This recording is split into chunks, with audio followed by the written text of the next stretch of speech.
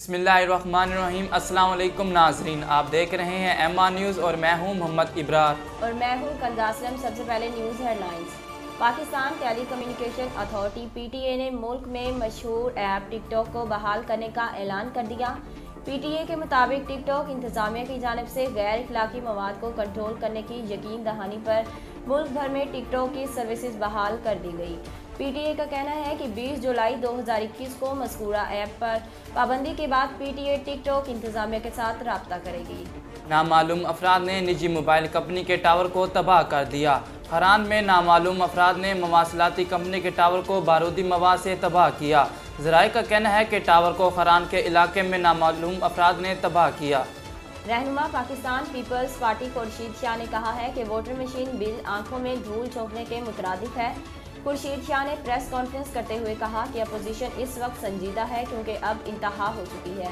उनका कहना था कि मुल्क में इस वक्त गैस बिजली नायाब हो चुकी है।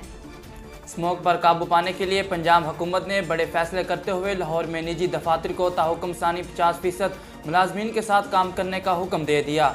हुकूमत पंजाब की जानिब से जारी इलामिया के मुताबिक सूबे के इंतजामी इदारे 25 नवंबर से 15 जनवरी तक लाहौर, फैसलाबाद, गुजरांवाला और मुल्तान डिवीज़न में सरकारी गाड़ियों का काम इस्तेमाल करेंगे, जबकि सेक्रेटरीट में 50% गाड़ियों की मौजूदगी रोज़ाना मॉनिटर की जाएगी।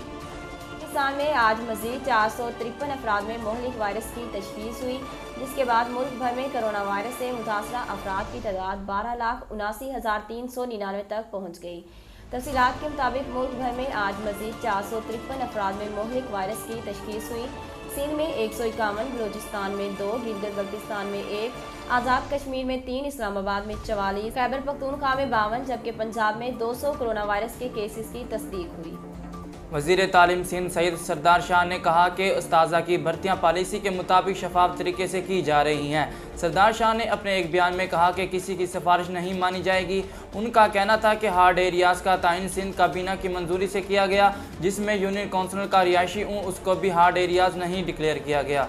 नाज़रीन, अब तक के लिए इतना ही। मज़ीद खबरों और तफसीलात के लिए देखते रहिए MR न्यूज़।